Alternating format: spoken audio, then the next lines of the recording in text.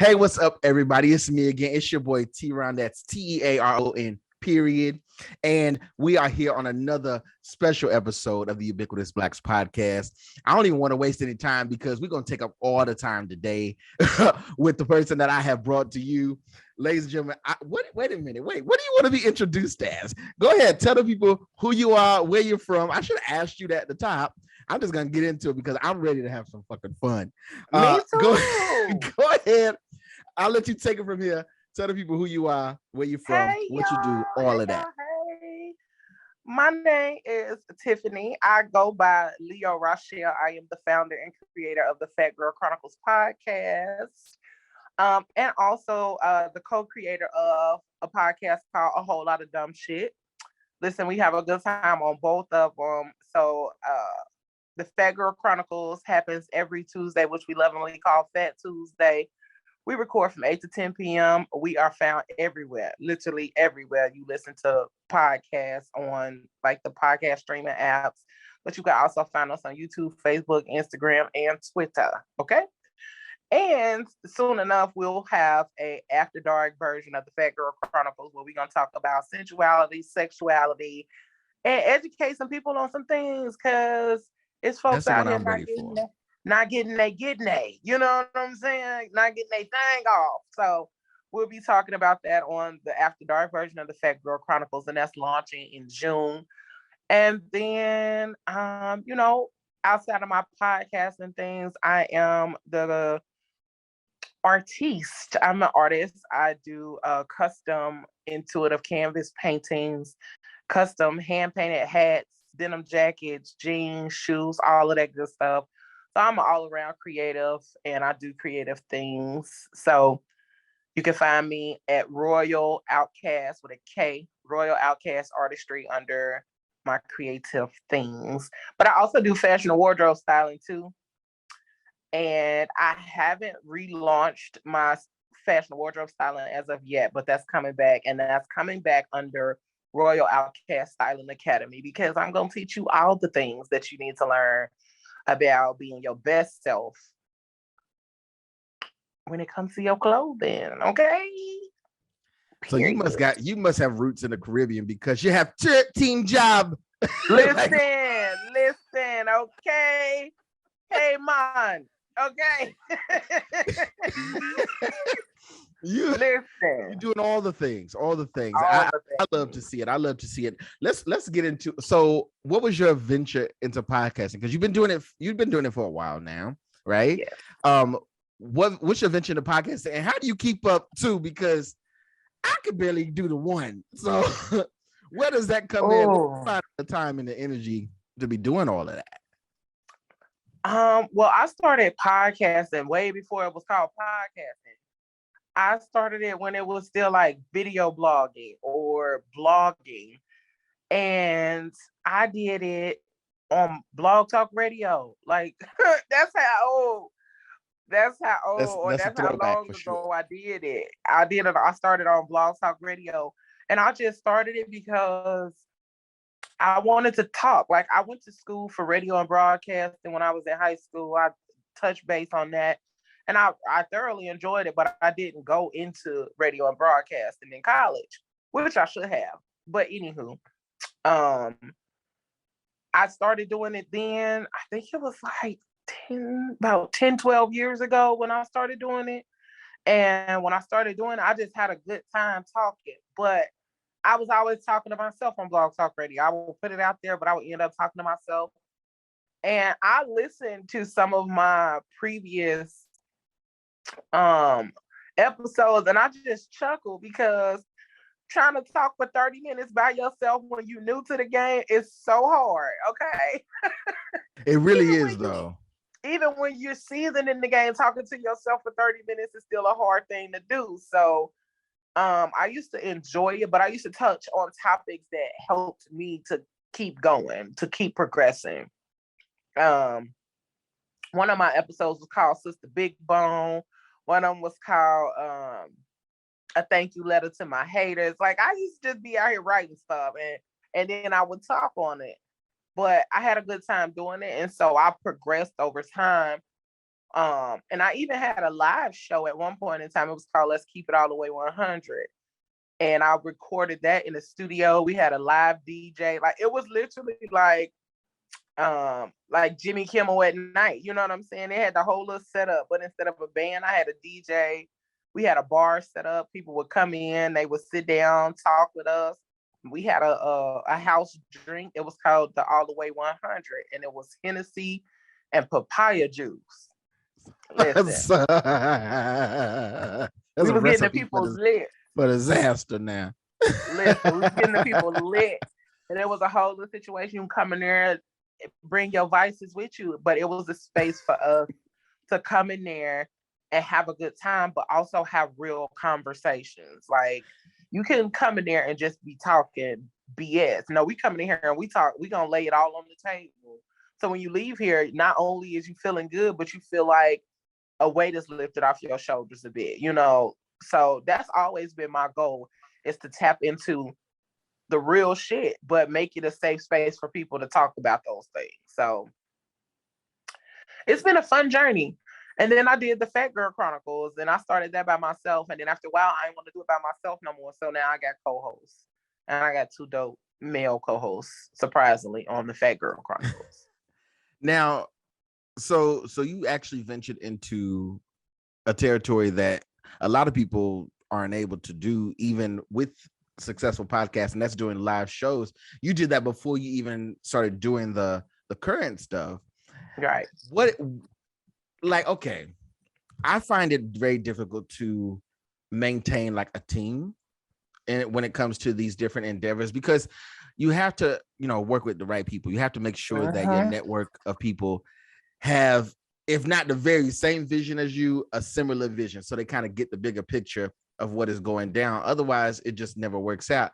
How do you tackle that? Like, because if you did that, you know, coming from the Blog Talk Radio days, you was already baby. Listen, let me tell you something. Trying to maintain a team is the hardest shit ever. Like, it's hard because people see the vision, but they don't want to do the work to make the vision come to life. So even if they know it, they understand it, they rock with it, and they really see the clear vision. It's like, but that's her vision. But I don't want, you know, and initially people be so excited to be a part of something. But then when they realize like that it's gonna take, you're gonna have to work too. Like, this not just me doing all the work, like you're gonna have to work too. It becomes a different situation. And then people fall off. And then when they get tired of putting in the work for somebody else's dream to come true, people legit be like, okay, I'm done.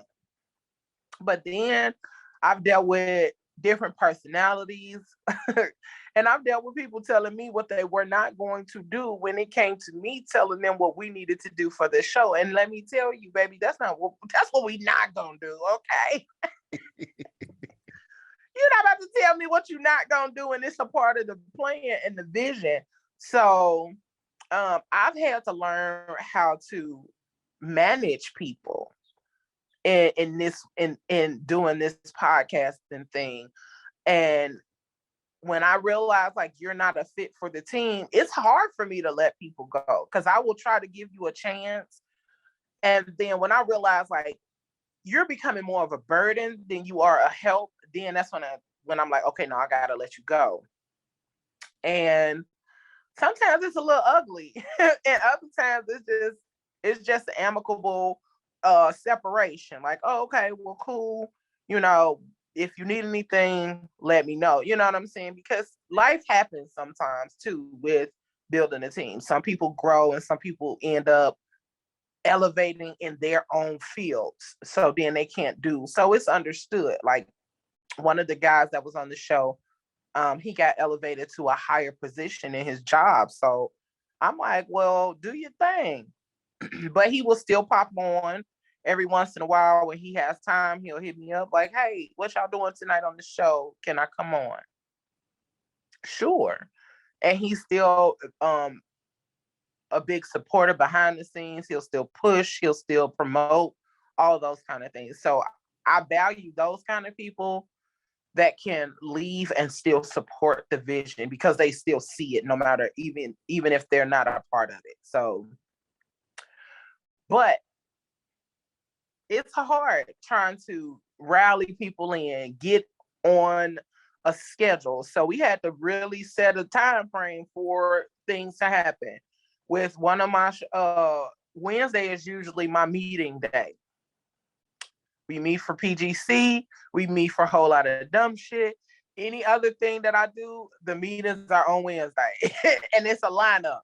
7, 7:30, 8, 8:30. You know what I'm saying? So we got to roll them on out. So you have the structure thing down. And I think that is something that I can admit that I struggle with.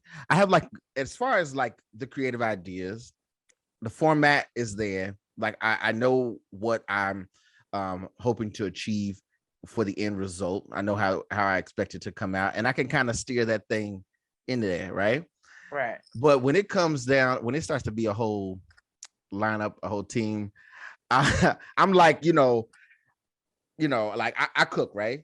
So when I'm in the kitchen, I'm very much like, please get out this kitchen right now. Like, you know what I mean? Like, I got it. I promise you. It could be 50 people that's waiting to eat. I got this by myself. I just rather, I know when to drop what's gonna go first. I got that.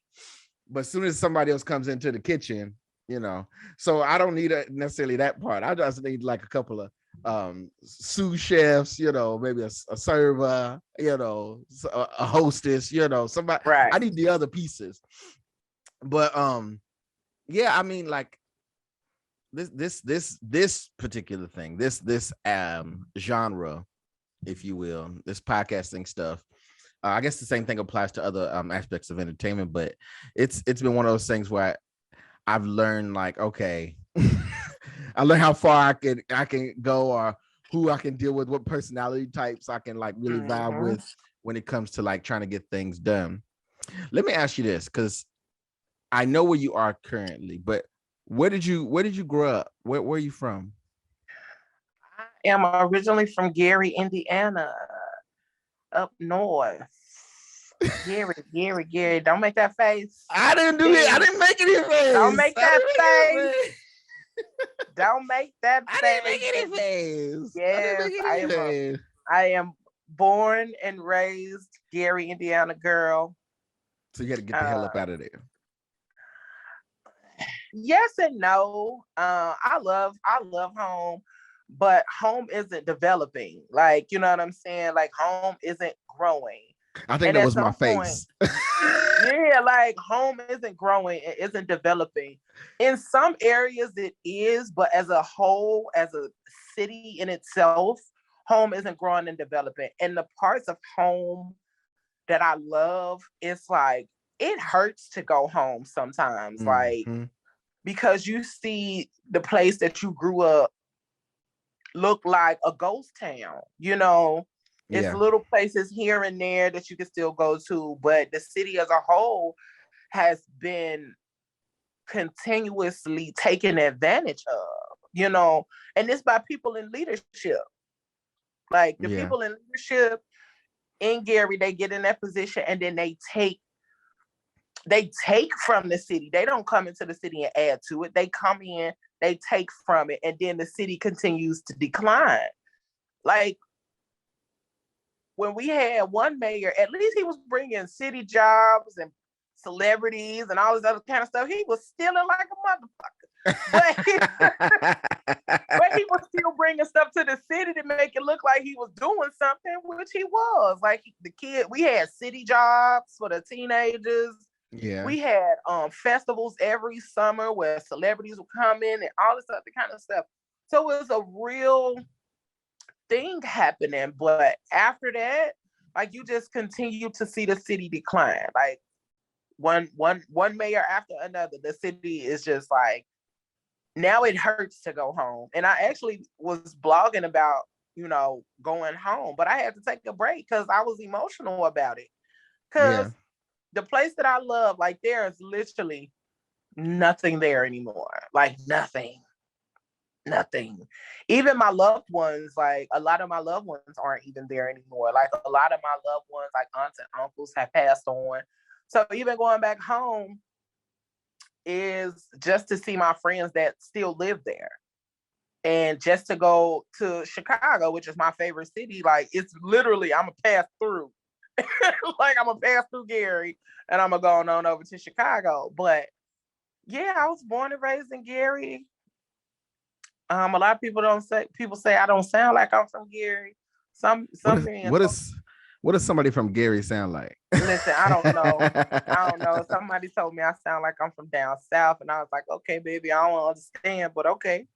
And he's like, you sound like you from Mississippi somewhere. I said, now I know I ain't that damn country sounding, but okay. What kind of black food? Right. But like it was, me growing up there, it helped. Like I feel like if you survive Gary, you can make it any goddamn well. And that's literally how it is. But also, not just like if you can survive living in Gary and grow up there, but Gary breeds a lot of talent. Like there's a lot of talent from Gary. And people try to like overlook that part because Gary used to be in the news for like murder capital and shit.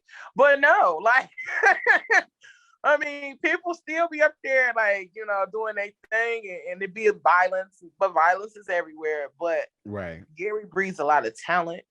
It's a lot of unknown talent, from Gary that people don't really recognize as from Gary because, people be trying to act like they don't want to represent the home from, but I represent Gary all day. I ain't gonna never not say I'm from Gary because that's where I'm from. I ain't gonna be talking about something. I'm from Chicago. You down the road. Right. Come back across that state line. I'm right here. Okay, so you said you're from Gary. Everybody knows Gary because of the Jacksons, right? Right. That's one of the first correlations that come up. And then after that comes the crime and all that stuff. Listen, shit, sometimes the crime come before. But that's that's the that's what everybody is put up against. Like you said, there's a lot of talent that comes from places like Gary, these Midwest cities. And when you have that big of a legacy to match up against, I think that the in the back people's minds, they know the talent is there. But I think when they pull in talent from places such as when someone, or in this case, a group of someone's get to be that massive or that big, they're always looking for that next. You know what I mean? So it sucks because you're looking for the next and ain't gonna be no next. And it's like, no, just look for the talent and that's it. Right. Look for what's there. One thing I have found to happen in the Midwest cities is that a lot of people who are not from the US, or even some people who are, they do not even know that these places exist, right? If you talk to someone from another country, they're gonna know New York, they're gonna go Los Angeles, they're gonna know all the big ones, right? That's even their mindset. That's even what they think America equates to, is those places, those huge metropolitan cities. But there are these smaller metropolitans that exist in the middle of the US, which are often plagued by a lot of things, remnants from the industrial period, if you will. So there's a lot of factories, all the grunge work. The school systems are a bit poor. It's just places people end up are in because of accident. or they try to GPS sent them in the wrong direction. They trying to get up out of there, or sometimes you may have had the moment like me at one point I got older and I was maybe in high school and I looked at my mom and I was like, why here? Like, what? Why are we just here? Of all places we could here. So, but I find, all jokes aside, I find that a lot of people in the Midwest cities and in the smaller metropolitans, in the towns that get overlooked or whatever, and it just spans for those states or whatever. But I find that a lot of people are really depressed. I find that a lot of people who are creative or have creative drives or dreams that they want to go for often get beat down by the system that they are in, environmentally speaking, because there's nothing that is designed to feed into that. There's nothing that's designed to, like, what's the word I want to look for? There's just nothing in place to help nurture those other talents, right? And it's like this. I do like IT work for my day job. It sucks, but I do it. And one thing I find when I'm working with different people is I find that a lot of times people are just not technically inclined at all. You'll talk to people all the time and you're setting up stuff for them, or you're organizing things. They say, well, I'm not tech savvy. I hear that almost every day of my life. All the time. I'm not tech savvy. And I'm just like, you don't know how to plug this into that?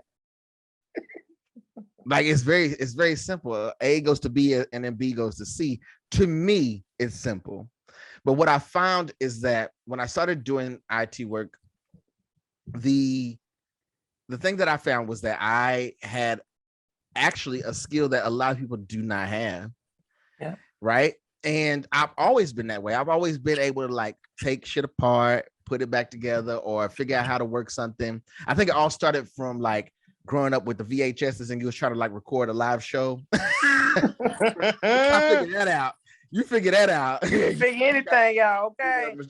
I got a thing I'm gonna be working on my car. I'm gonna do it myself because I done figured it out. I looked and saw. I was like, okay, this obviously is this, right? So, but a lot of people aren't that way. I did not know until well into my adult years that was a skill, right? And if there was a proper system in place, then someone could have been like, hey, not everybody can do that. And then maybe I could have went to the fucking IT college, right? Right. I could have been in somebody's program and actually really leaned into it, even though it's not my passion. It's a skill that I've always had, right? What do you find as a creative person? Because hands down you had to get away from Gary, unfortunately, right? Yeah. So to some degree you had to branch out to see other things, to meet the right people, to network and just kind of get out of your own space.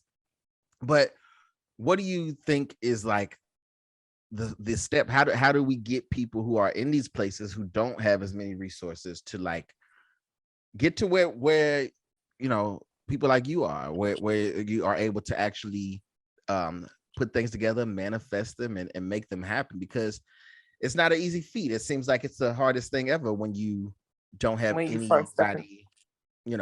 to push that. What do you think about that? I would definitely say, like, it takes for you to step out of your comfort zone. Like, for me, actually, like, walking into the space of doing the podcast thing, it took a lot of networking. Like, I am a social loner. Like, I will go out, be social, network, go to parties, all that other kind of stuff. But as soon as that's over, I want to go home. I want to be to myself. I want to, like, because peopling, actually going out and peopling, takes energy away from, like, your creativity sometimes. I thought I was the only person that said peopling. No, I say peopling all the time because you actually have to go out and deal with people. Hold that thought. I don't know if you remember. I'm gonna have to send it. I'm gonna have to send this to you because it's the perfect thing. So make sure I do this. But I don't know if you remember, but back in, I want to say, like, the 70s, or it could have been the early 80s. But there was the movie Bed Knives and Broomsticks. You remember this movie? Yes. Uh-huh. Well, if people don't know, the movie is akin. It was like a follow up after like the success of Mary Poppins, right? So it's live action, and they mix it in with animation and so on, right? So there's a part in there where they go into this animated world, and when the people first arrive to the animated world, there's a bear, and the bear, he's there to specifically protect the shores. That's his job, and he don't fool with it, right? But there's a specific rule that he has to follow. And when he realizes that there are humans on the shore, he's like, oh, wait a minute. I know these ain't people. Like, so he shows them, he's like kicking them back into the sea. He's kicking them out or whatever. And he's like, you see this sign right here? It says no peopling allowed. You gotta send it to me. I'm gonna send it to you. It's so perfect. There's a screenshot somebody has of the actual sign. It says no peopling allowed, and it's my favorite fucking thing. So when you said that, I thought of that. Listen, with nothing, but I just had to get that out because I feel you. I understand because stuff be popping up, and then it be fitting so perfectly. I'm gonna have to send you that. Yeah, like going out and doing stuff with people, it takes a lot of energy, but you also got to be willing to like give the energy, because it's an exchange. Actually, it's like you're going out to people and meet people in order to receive information. So it's an even exchange of energy, but yeah, it can be tiring. But it's worth it, because you might meet somebody and you might not even see the benefit of meeting them or knowing them right then. But eventually down the line, with something that you're doing or something that you're trying to create, they are the perfect person that you need to connect with. You need to have a conversation with. And actually, like you and I, like we met on Clubhouse, shooting the shit in the group, in one of the rooms, just having a good time, and we exchanged information. And then after exchanging information, it was like, oh, we cuts up together, and it's a good time. And like we realized, like we both do podcasting, but we also realize like we both need that space to just let go, and to have random conversations of silliness and goofiness that allow us to just be. And so sometimes you don't realize like what the connection is going to bring or what it's going to offer you, but it may be the very thing that you need sometimes, because I do need to cut up sometimes, and I don't want to always cut up with my homegirls. I want to cut up and be on the phone and cut up and just talk crazy, and it be okay. Because sometimes my girls, they be a little stiff sometimes, and I be like, I don't want to talk to you today. I don't want to talk. I don't want to talk grown up. I'm only stiff in the morning. I don't want to be a grown up in this conversation. I want to be just as ratchet and childish as I want to be in this conversation, and I need you to allow me to be that, okay? But like as you continue to like move through what it is that you want to do, you'll learn that hell, you're gonna have to go through some trial and error with connecting with people and figuring out like the type of people that you can actually work with, the type of people that you can't work with. Some people you can work with, but they take a little work because they're still trying to figure out themselves. So they know they got the skill, they know they have the talent, but there's always that doubt that plays a role in that not being seen. So when you see them, they like, why you see me? So then you have to build people up sometimes for them to know the power within themselves. And so you got to know your qualities too when you go out and do these things and go networking. You got to know what you bring to the table. And it ain't just exposure, because listen, exposure don't pay my bills, okay? But also exposure does, what it can do is help people to see you. So people that I work with, they might not be able to pay for an advertisement, but we can barter and exchange. And so when we make that barter and exchange, then I'm gonna give you the advertisement because you did the work. So it's always a way for people to get what they need and for you to get what you need. But we got to get out of this mindset of it always having to be a financial exchange too. Like money don't always have to be the exchange. So I've learned to sow into people and people sow into me in the same way. So that's how you end up like growing and furthering and pushing yourself.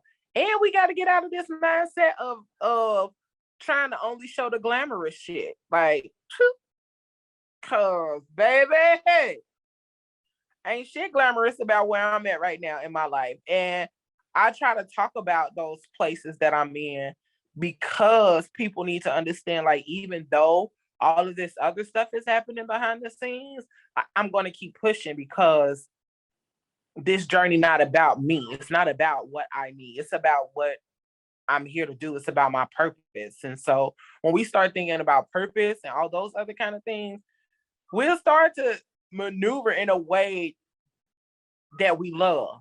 You know, like podcasting, I love showing up for the show because that's the one day out the week that I'm finna get cute. I'm finna put on my face. I'm finna show up. I'm finna talk about something. And the rest of the week, I look like, I look like homeless Harry, so but I mean, you're doing better than me because that's what I look like right now. So listen, baby, listen. Okay, I told you I had to go put it on because when I got your text message, I was over here with the Forrest Whitaker eye, and I sounded like Batman. So I was like, "Oh, let me get up, let me prepare." Because I missed my whole therapy session today because I was over here knocked out. Okay. What do you feel like? Where do you feel like that comes from? Because you definitely dropping gems. I mean, obviously, a lot of it's going to come from experience, but what are the foundations? What do you feel like? What was instilled in you? What is one of the lessons that you learned in your life, and who was it from? What do you think is? Because that's some motherly advice. Listen, and that's what I was about to say. It came from my mother. It came from my mama. Like a lot of my willingness to go and do and push and keep going came from not her just saying it, but actually watching her do those things. My mama was a woman of many skills. Like a lot of her skills and talents, I actually do. Like painting, and I laugh all the time because um when I wanted to paint, I was like, I can paint. I can fucking paint. And I just kept saying, like, I can paint. Let me go buy some stuff so I can paint. Because when my mama painted, and my mama painted like huge canvases and created stuff when she wanted something to match her furniture. You know what I'm saying? Because she was gonna take a swatch off of the back of that couch and she was gonna find in paint colors and she was gonna go create her canvas. That's And awesome. so when I thought about it, it was like there was no YouTube when my mama was out here painting.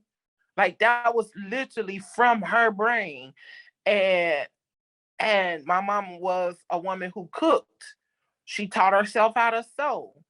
And like she was a woman of many talents. My mama would dress bomb, you know what I'm saying? And I used to be like, yes. And so a lot of times people ask me where my stuff come from. My mama was it. And we call her the world's greatest. And that's not taking nothing from nobody else, mama, but to us, she was the world's greatest because she made everything feel grand. Even when it wasn't. Even when it wasn't. A big Hell, deal. we could be sitting in the dark. You know what I'm saying? Back in them days when the lights would get cut off, that shit still felt grand because we still had a good ass meal sitting in the dark. We slept good. We was warm. My mama was the person who taught me how to save on energy in the winter because you get a big ass stockpile. You put that water in there and you boil that water and warm up the house. Okay. You boil that water to warm up the house in the winter, and that way you ain't got to worry about no $600 energy bill. Okay. But she was a woman that made it work. And I saw her make things work. Like my father passed when I was 13. My mother still took care of all of us. And back then, like after she passed, we looked at like some of her check stubs and we was like, how? How? With 5 of us, how? 5 of us, and the way that our Christmases used to be lit. Holidays were lit. Birthdays were lit. Decorations galore, like all of it. And we sit back and be like, how the fuck did she do this? And it was 5 of us. And like back then, my mom was probably only making like 10 grand a year. You know what I'm saying? Because of the minimum wage. And I was like, 10 grand. I need 10 grand. You know what I'm saying? Like, oh, how? But I saw her put in the work. Like my mama was a hustler. Like she made prom dresses. She made wedding dresses. She would cook for, and after a while, like when my mom, her arthritis started kicking in, I was her help. Like, so I would take over and cook for the church and be down there cooking these big ass meals, which is why I don't know how to cook small now. Like I'm one person and I still cook a big ass pan of spaghetti and big ass pans of food. Like I'm feeding the multitude. Okay. But it's just me sometimes, or I be scooping that food up, bringing it to my brother's house, or taking it to my sister's house. But I saw her put in the work. I saw her love on people. And that's where the basis of it all comes from. It's for her. It was from her love of seeing people be happy. So when I see people smiling because I didn't fed them, or I see people smiling because they got to be heard, or they got to laugh and chuckle, or because the situation that they were going through, it didn't seem so hard when somebody else was able to like talk them through it. Like that was what I got from my mother. She was always a person who came in a room and you was gonna feel her energy and you was gonna see that smile and it was going to change the energy of the room. And you know, also you was gonna feel that energy if she was pissed off too. You was gonna feel that, you know what I'm saying? And so my mom was a powerhouse. And I like to think of myself as that way as well, because you're gonna feel my energy. Yeah. You're gonna feel my love, and you're gonna feel like every part of what I'm trying to give. Cause I try to give from the heart. I don't like to give because I'm obligated. Nah, cause I'm gonna give half-ass. And if you, I know you watch the show, and I say on my show every week, whatever you do for the rest of the evening and the rest of the week, don't do it with your half-ass, do it with your whole ass. And so I do not try to give or do anything half-ass. I got a big ass, and even if I do something half-ass, you're still getting a lot. But so I still try to make sure I give wholeassedly, okay? Because you know, it's so interesting because as you are describing your mother from the little bit of time that I've known you, I'm just like, well, she just describing herself. Like it seems like you just, and that's the thing, like, that's and awesome. it's so deeply rooted and so deeply ingrained in all of us. Like that's how my siblings and I move. We move because my mother moved in love. Like, Yeah. and that's one thing that I know without a shadow of a doubt in my mind. Like I was created in love. I was created in love. I was raised in love. And even though there was struggle, like there was always love. Like love was always the main factor in everything that happened. And so because I was raised in love and created in love, like I am loved. So I am determined in this world, no matter what's happening in my life, like I'm gonna give love. I'm gonna shower people with some love, some positivity, some motivation, and hell, some laughter. Because if it's one thing about me, I'm gonna laugh. We're gonna laugh. We're gonna laugh for sure. Laugh, okay? So I just try to make sure that I do that in every aspect of everything that I do. And whether people appreciate it or not, that's on them. That's not on me. It's on me to give it. And if you can't receive it, that's on you. If you don't want to receive it, that's on you. If you rejecting it, you know, all of that other stuff, that's on you because I gave it. So that's the only thing I can do. I can just try to give it. And outside of that, that's on you.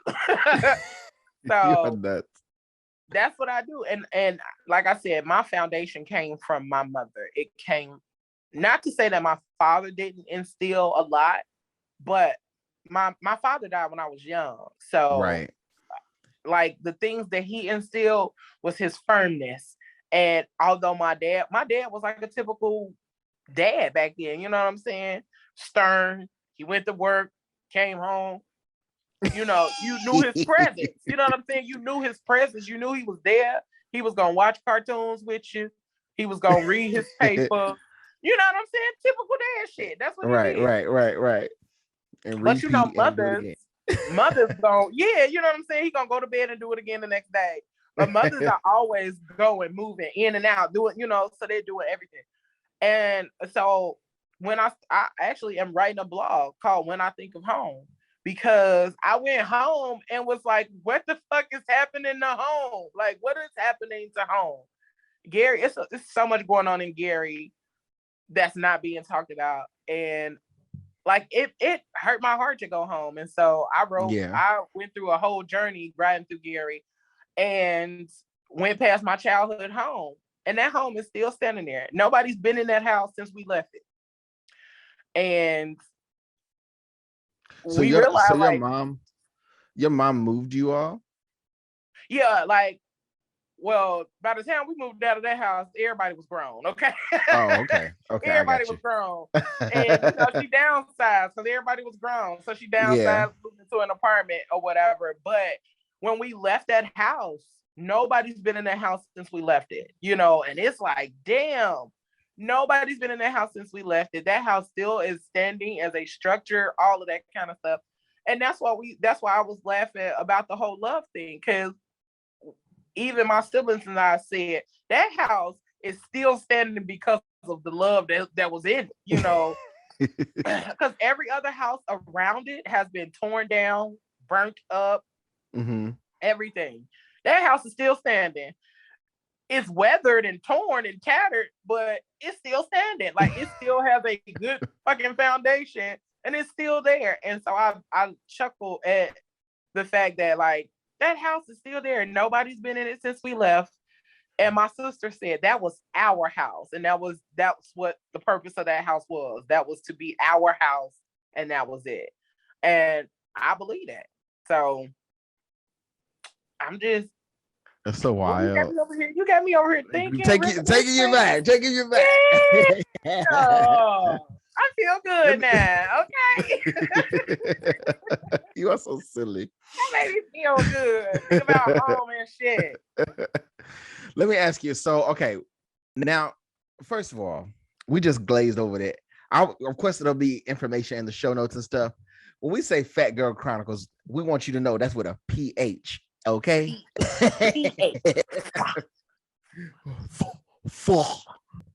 never hold on now. This is see, they say when people are learning English, especially American English, that it's just so hard to learn because it's so much bullshit. Like, why would phone not be FONE or FO? But then when you look at the breakdown of it, it's spelled FONE in the breakdown in the dictionary. Yeah. It doesn't make sense to me. Like phonetic spelling should be the actual spelling. Like, I don't know, because it just like a silent K is never necessary. Like never. No and no could honestly just be interchangeable instead of being two separate things. It just doesn't need to be now, no. What is another? There's a lot of silent P words, like psoriasis. Yeah. It doesn't need to be. You're not even balling your mouth up in the shape of a P to get that out. Nowhere. Pneumonia. Like this. But anyhow, I just want to be clear though, is that it's fat with a PH. So talk to me about your that particular show, because that's one of my faves, Fat Tuesdays. And then talk about your co-host, talk about what it is you are working on with that. What do you see for that programming in the future? Because you working on some stuff, and I'm excited. Listen, so the Fat Girl Chronicles like really stemmed from me talking about my life, talking about myself. I've always been a plus size girl. I don't know what regular size look like. You know what I'm saying? On me. I've always been a plus size girl. And even when it came down, when I was younger, when I thought I was fat, when I was like a 16, and I thought I was fat when I like now, if I was a 16, I'd be out here slugging and slacking. Okay. But anywho, listen, but it came from me talking about my life and my journey and my journey to loving myself, to figuring out who I was, because after dealing with the loss of my father, like going through puberty and all that other kind of stuff without your father present, a lot of people don't talk about how hard that really is. Because you deal with a bunch of interactions with men and all and boys. And so I started talking about those things because people don't really touch on those things. And I just talked about my journey to loving myself, the journey of appreciating myself where I was, regardless of if I was happy with my weight or not. So that's where the Fat Girl Chronicles came from. And then over time, like it just expanded into my whole life. I lost my mom in 2015, and it kind of morphed into me telling more of my story. Dealing with homelessness, dealing with my battle with alcohol, because I was a borderline alcoholic, you know, after I lost my mom. And then just dealing with the mental part, dealing with learning that I had depression and anxiety after losing my mom. So all of those different aspects are what we talk about on the show. We talk about mental health awareness because that's important to me. Because at one point I had a marijuana induced mental breakdown because I was out here suppressing. And after so long suppressing over the years, and then you start putting all these vices on top of your suppression. Oh, baby, your body gonna be like, food your ass, I'm through. And it's gonna throw all of that up. It's gonna be like, I'm done. And that's what happened. My body was like, what kind of black food? What kind of black food is you? And so I had that mental breakdown to happen and realized like, oh shit, I gotta stop suppressing. I gotta deal with my shit. And so I talk about my journey, and then me talking about my journey opens the door for other people to be willing to talk about theirs. Me being transparent and vulnerable to talk about the shit I went through gives people the power to know it's okay to talk about my shit. It's okay to talk about my dirty side or my downside or the bad shit that I went through. And I don't always have to put on this facade like my life has been perfect. So I talk about my shit. And as we've continued to grow, like we've had some changes, a lot of changes since I added co-hosts. But now it's me and my two favorite fellas. We got my homeboy Trosh, and he is a rap artist, and he is my co-host on a whole lot of dumb shit, and he has a show called Between the Lines himself, so he does a lot of things. And then my other co-host, his name is The Mouth, and The Mouth is a radio personality. He does. Now that's mouth with a PH. I'm just kidding. That's mouth with an F. No, it's The Mouth, like mouth, spelled the right way. And he has 2 shows on a Blazing Radio where he does Wind Down Wednesday and Sultry Sunday. But he also has a segment on our show called The New Music Moments. And listen, that's my favorite part of the show. Like, I love the conversation, but if you know me, you know that I love music. And he brings it every Tuesday with the new music moment. It's always something good, something like, oh, this is a good, oh, let me go find this. So he brings that kind of music. But then outside of that, we have planned and have in the works our very first meet and greet, which will be in Cabo. Ooh, we going to Cabo. I feel like you just need a reason to go to Cabo. So listen, let me tell you how Cabo came about. Okay. We were planning the meet and greet, and we were going to do it stateside. We were going to do it in Chicago, because I love Chicago. We were going to do it there. We were going to turn up. We was going to take people on the food tours because people are always talking about the food in Chicago. And then we was going to take people to some dispensaries and have a good time. But then when we looked at the cost, and my sister is a travel agent, so I'm talking to her about it, having her to help me put it together. And it was like, she was like, well, why don't y'all just do something, at a resort? And this will cut down on this. And I was like, so you mean I get to save time and energy? Hold on. Let's look at the numbers. We looked at the numbers and Cabo made sense. And I was like, that's where we going.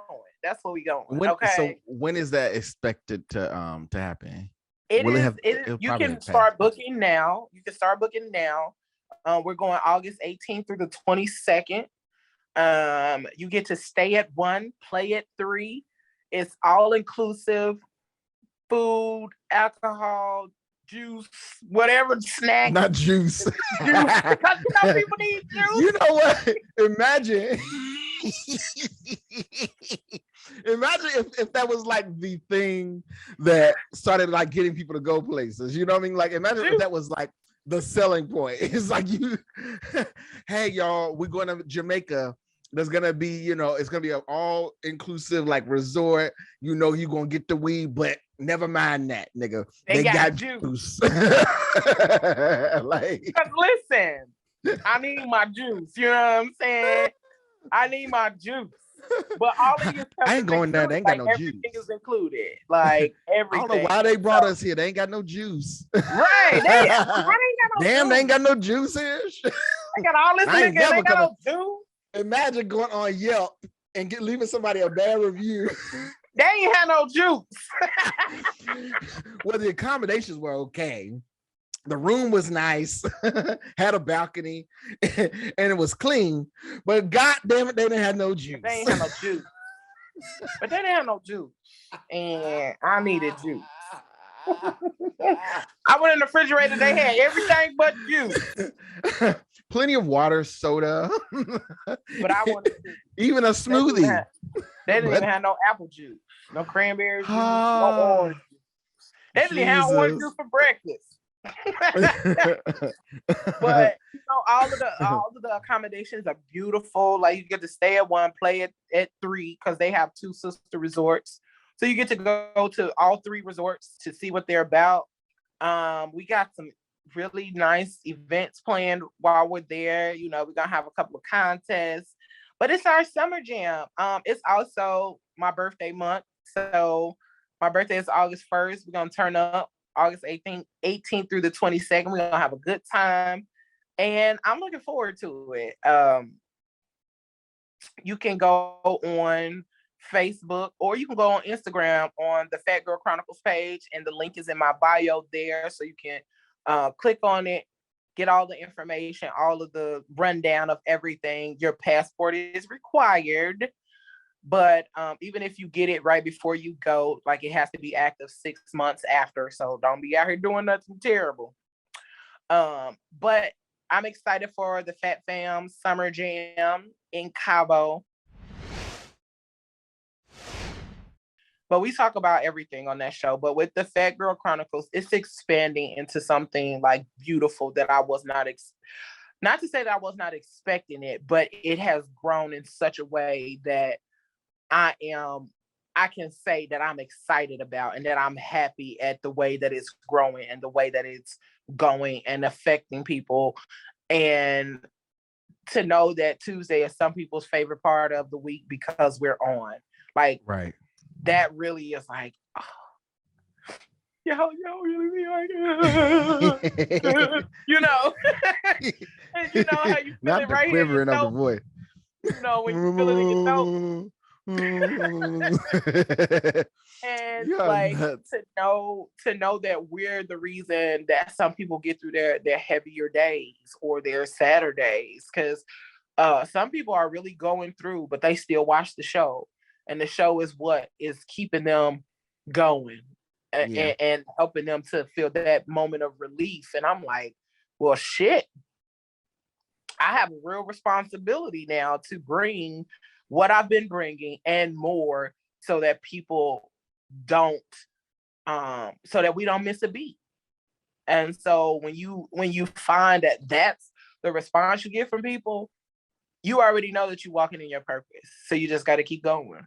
And Right. so whatever at this point with the show, I'm just excited for whatever's to come. I do want to do a bigger thing where we can get paid for it, big money, be in the studio together and create this content together. But even if we don't make big money, even if it's the us showing up on Tuesday and our people are showing up with us, that's enough for me, you know. Not me. I That's mean, that's I her want the money. words. That's her words. I still want Not the money, mine. but I'm satisfied with where it's at because I'm doing something fulfilling. You know, I feel like the money gonna come. The money gonna come. Yeah, I So believe I'm that keep too. just doing what's fulfilling to me, and it's a lot of work. So if you want to get in the podcast, and don't think you just gonna show up and get on the mic, that ain't it. That's not what's gonna happen. Yeah. A lot of people get confused by the more popular, podcast platforms that are out there, They or the got celebrity money, driven so that's how they podcasts. just show up. That's how they It's just not. show up. This is not how it is. This is not how it is, It ain't. people. It's a It ain't. lot of hard work, a lot of late nights. Listen. So you don't know how many times I've worked like for 13 hours, 14 hours plus, and then get off work and get on the computer and edit and send out emails and invites and organize this. I haven't gotten to the point of the live show yet, but it's something I definitely want to do. So I'm excited to see what comes of it. I'm very, very proud to have crossed paths with you and see all that you're doing, because you definitely hustling. And then you have time to stop by and kiki with me. So I love it. Yes, I love the kiki with tea. Okay. Listen, that'll be the fourth or fifth show that we do. Kiki with tea. Kiki with tea. Okay, I love it. I love goodness. Kiki and with you. And it's like one of those moments where it's like, ooh, okay, now I got some energy to go do some shit because I didn't kiki. That, like, because when you get to laughing, they give you some energy that you didn't even have. Oh, Yes, okay, I'm definitely. Let me go do some work because I feel better now. I kiki a little bit. So yeah, wakes you up, right? Yeah, I love it. Oh goodness. Well, I won't hold you for too long. I want to give you a chance to really just like let the people know where they can find you again, find the the podcast, all that you're doing. Now, again, people, we know she has 13 jobs. She's doing everything, okay? But I'm gonna make sure I leave all this stuff in the show notes as well. So all the links for the plans for the live show for Cabo, I'll leave everything in there. You just send it to me and I'll make sure to throw it in there for the people as well. Because ain't nobody gonna remember all the 20 things. No, I know they not. I know they not. So, and it's okay. We're gonna put links. But go ahead, tell the people where they can find you, keep up with you, keep up with the shows and all that you're doing. So, like, you can really go to my central location on Instagram, Leo Rochelle, and that's LeoRachel _. And if you want to find anything about me, it's on there. Listen, somebody took my name, okay? I think her name is Leora Shell, and she got like the Leo Rochelle, and I was like, So I had to do my name with 2 underscores. So yeah, that's what happened. Like I feel like that was on TikTok. I feel like they lied. I feel like it was like, oh, your name doesn't. I'm like, there's no way there's no way that the handle that I use on Instagram can't be used. Y'all lying. So I end up having to just do my name with 2 underscores at the end. Yes. And it's like, why I have to do 2? But Leo Rochelle, LeoRachel, __, and anything that you're looking for in regards to me is there. But also to follow the podcast, the Fat Girl Chronicles, ThePhatGirl Chronicles. I ain't gonna spell it out for y'all. Y'all can figure it out. Y'all can find it. The Fat Girl Chronicles on Facebook, Instagram, PGC Podcast on Twitter. If you go on YouTube, you type in the Fat Girl Chronicles, it'll pop up, or any other podcast streaming platforms, Apple Podcasts, Google Podcasts, Amazon, Audible, Pandora, Spotify. You type basically in the they can't miss you. They can't. If you type in the Fat Girl Chronicles, it's gonna come up. You're gonna see this face with 2 men in the picture. You're gonna see us. You cannot miss us. We got about 80 episodes. We are working our way to our 100th episode, so we on our way there, and it's gonna be a big celebrate in Cabo when we have our 100th episode. So we are working our way there. We're gonna get to the 100 before we get to Cabo, I think. Yeah, but we're gonna turn up in Cabo because we didn't reach the 100. But subscribe to the channel. You'll find us. We got new music moments on there from the mouth where you can get in and get your little samples of the good music and create you a baby making playlist. Okay, because that's kind of music that he plays. So what else? And then as far as the art, you can find me at Royal Outcast Artistry, and that's Outcast with a K. And I think that's it. Oh, whole lot of dumb shit. You type in a whole lot of dumb shit, or it's whole lot of dumb 3 H's. If you type in it, you're gonna see like the Looney Tunes circle with a whole lot of dumb shit in the middle. So you'll see that there. And what else? It's a bunch of stuff. Like, I'm doing a lot. And this is why I hate trying to do. Look. This is my 3 hours late there. Right. And so I got the and then Fashion Award Stylist, Royal Outcast Styling Academy, Royal Outcast _ Styling Academy on Instagram. Listen, like I said, go to Leo Rochelle _, and you can find everything there. It's in my bio. Everything that I do is in my bio.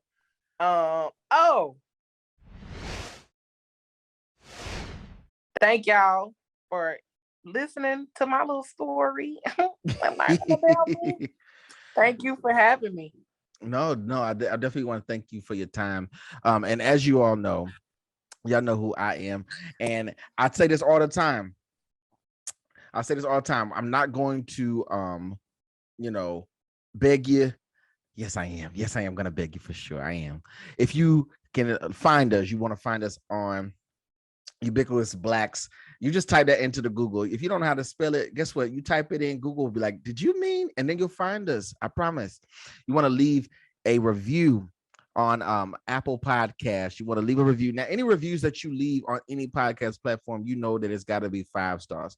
Anything under 5 stars, don't leave it. Scroll away. Get that to somebody else. We don't want that over here. Wait, that's South Carolina, isn't it? That's South Carolina. Is it? Yeah. That's going to be where it's at then. Whether you are black in Columbia, South Carolina, or black in Gary, Indiana. Remember this. We are black. Everywhere. And going to be black Dama. We're going to be black. You're going to be black in Cabo.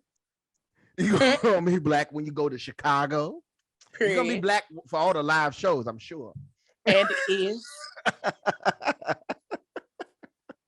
And I'm out, y'all. It was great talking to you.